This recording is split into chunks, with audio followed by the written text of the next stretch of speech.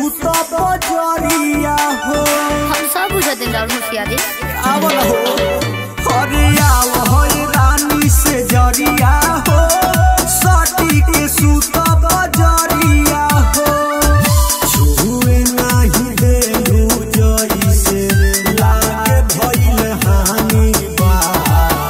छुए नहीं देलू जइसे लागे भइल हानि बा। ऐसे काहे करे ए बोला मुझे कमल में परेशानी बा। ये कैसे हो गई? ओ भेदार हुए दर्द के निशानी बा। ए बोला मुझे कमल में परेशानी बा। कौन दर्द हरे?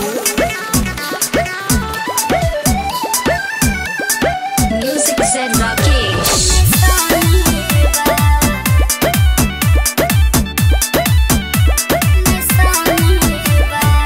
पिया जी बुझता नहीं हो कौना मुड़ में बानी हो मुझुझता नहीं हो। तब बुझतू तो सकतू ना फरका कहे बन।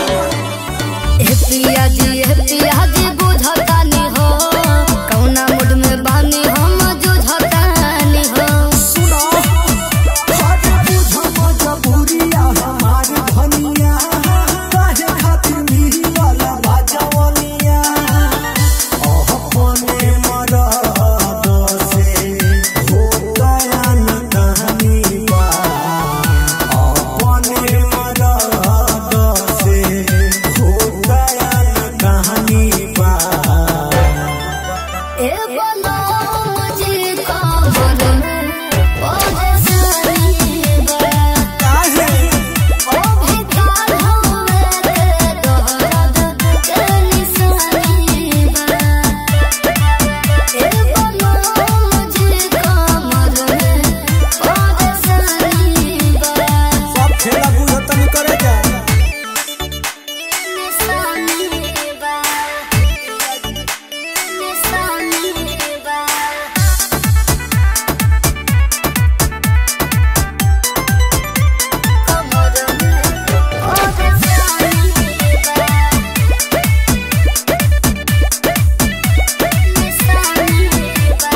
जानो तानी हो सब जी रौरा फेरा में आई नहीं हो जी। हम सब बुझते हैं राहुल मुखियारी। पूछ नहीं तू बुझ। जानो